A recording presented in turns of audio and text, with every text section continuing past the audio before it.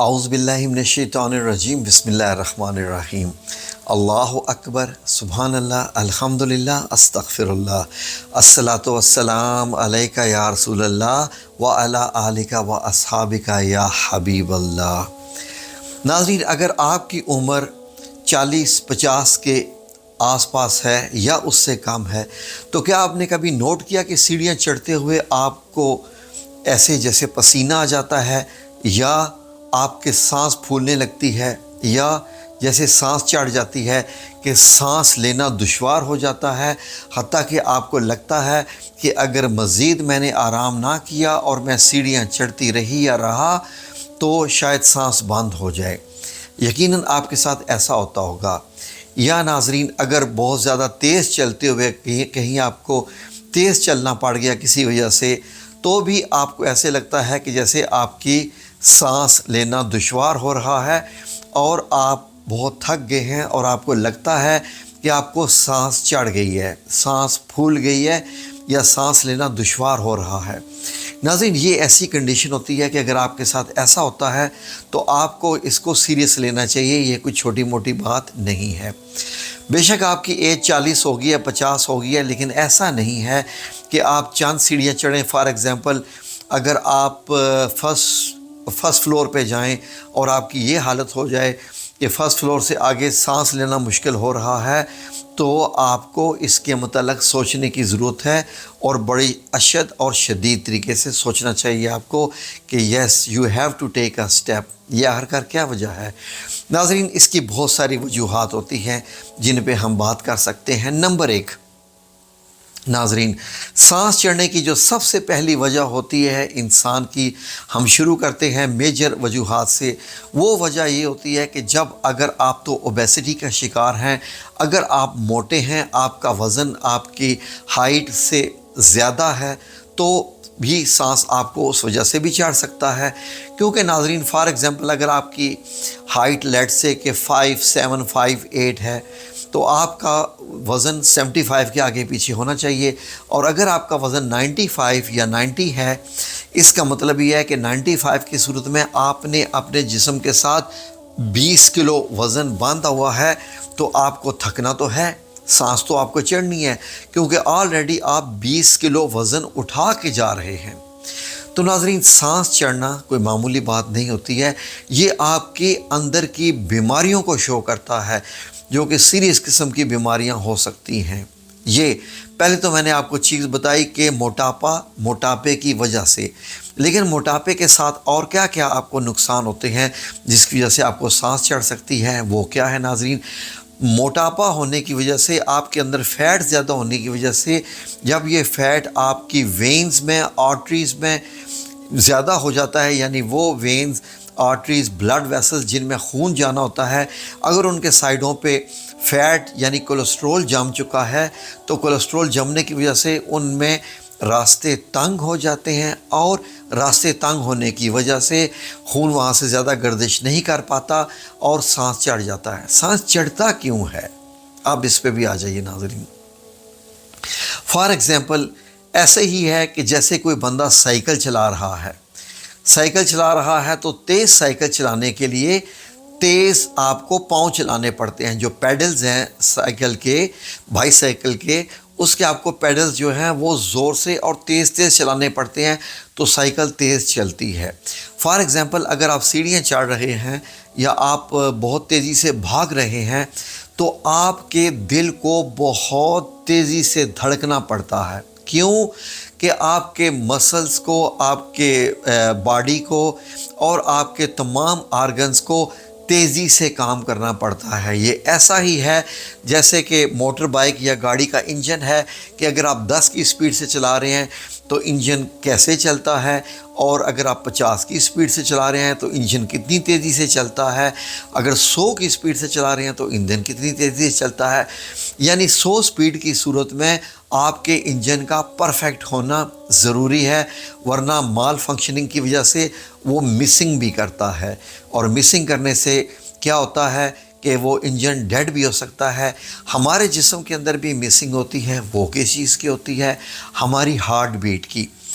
آپ کو معلوم ہے کہ جب آپ کا ٹیسٹ لیا جاتا ہے کسی بھی کام کے لیے جب آپ کا دل کا جو کارڈیو ویسکولر ٹیسٹ ہوتا ہے، فار ایگزامپل جس میں ایک رننگ کا ٹیسٹ ہوتا ہے جس کو سٹریس ٹیسٹ کہتے ہیں، اور آپ کے تمام جو ہے وہ لگایا جاتا ہے اور آپ کی جو ہے نبض چیک کی جاتی ہے، مشین کے ذریعے آپ کا بلڈ پریشر چیک کیا جاتا ہے، ہارٹ بیٹ ریٹ چیک کیا جاتا ہے، جیسے آپ ECG کرواتے ہیں، اور جیسے جیسے وہ تیز کرتے ہیں مشین اور وہ آپ بھاگتے ہیں تو وہ دیکھتے ہیں کہ کسی جگہ پر آ کر کیا آپ کی جو ہے وہ ہارٹ بیٹ مسنگ تو نہیں ہو رہی، کہیں ECG کی ریڈنگ رانگ تو نہیں آ رہی، تو مشین بھی ریڈ کر رہی ہوتی ہے، مشین بھی بتاتی ہے۔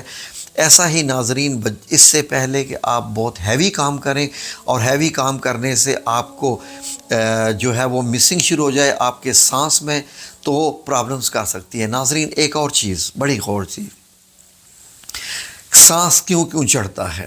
کیوں چڑھتا ہے سانس؟ نمبر 1 میں نے بتایا موٹاپے کی وجہ، نمبر 2 آپ کی جو ویسلز، آپ کی وینز ہیں، آرٹریز ہیں، یہ اگر نیرو ہو چکی ہیں کسی وجہ سے، کولیسٹرول کی بھی وجہ ہو سکتی ہے تب بھی ہے، بلڈ کلاٹنگ تب بھی ہو سکتا ہے، یا کہ خون کی اٹسیلف کمزوری کی وجہ سے بھی ہو سکتا ہے، تب بھی آپ کو کیا ہوتا ہے کہ بھاگتے بھاگتے چلتے چلتے آپ کو چکر آنے لگتے ہیں، یہاں تک کہ صرف آپ کو سانس نہیں چڑھتا، آپ کو چکر آنے لگتی ہیں۔ یہ چکر کیوں آتے ہیں؟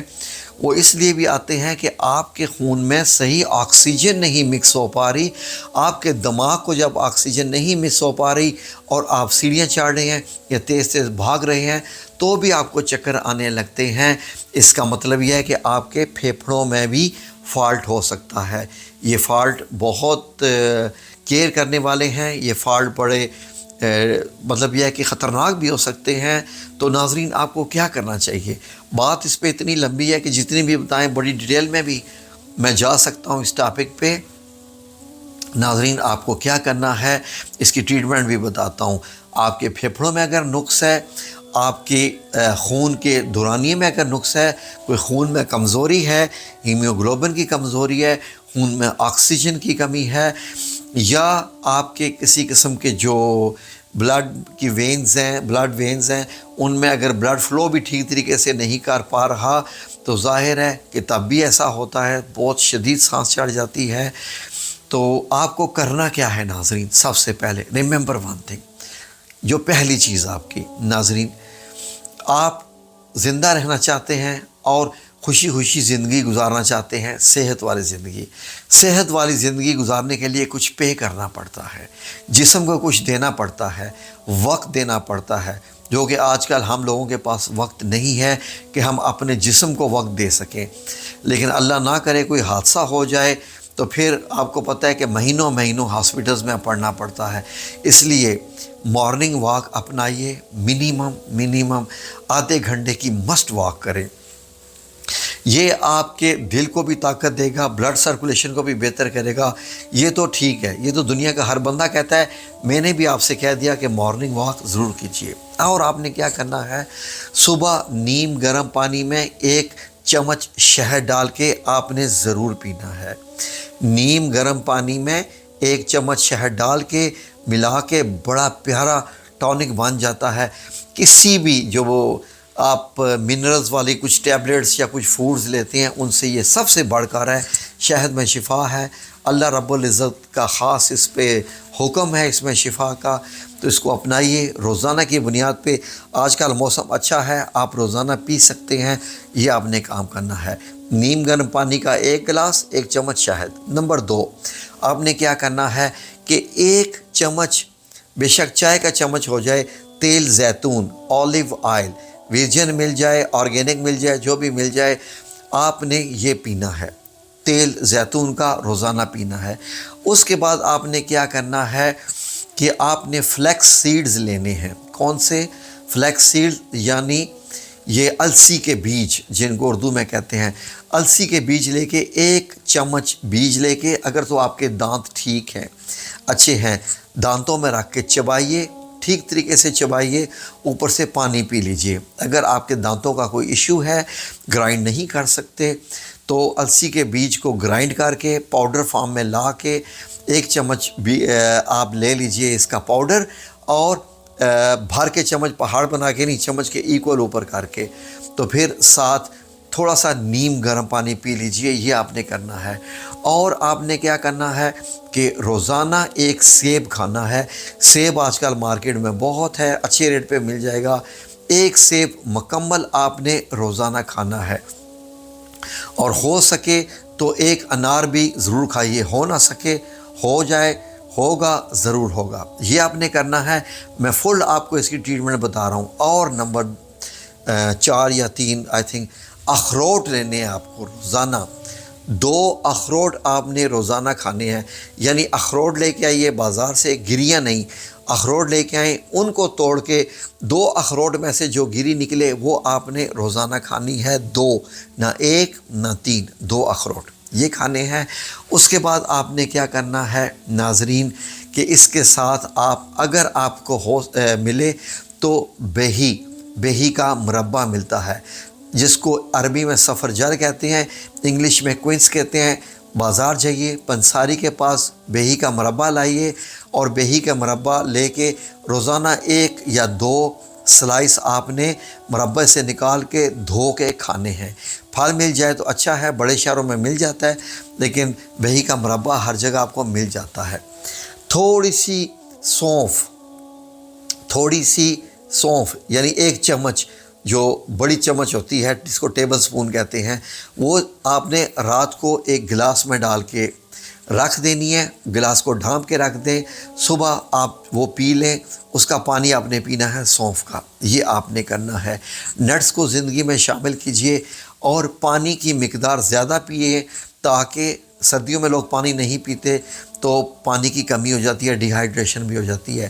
یہ ناظرین یقین کریں کہ آپ 60-70 سال کی ایج میں بھی آپ ایسے ہوں گے کہ آپ بھاگنے والے ہوں گے اور سانس بھی نہیں چڑھے گی۔ یہ آپ نے یہ عمل سارے کریں گے تو اللہ رب العزت یقیناً آپ کی مدد فرمائے گا۔ اور ساتھ ذکر اگر کرنا چاہیں تو یا سلام یا اللہ 100 دفعہ صبح، 100 بار شام، یا رحمان یا رحیم 100 دفعہ صبح، 100 دفعہ شام، لا حول ولا قوت الا باللہ 100 دفعہ صبح، 100 دفعہ شام، اور آیت کریمہ 40 دفعہ صبح، 40 دفعہ شام، یہ ذکر بھی کیجئے۔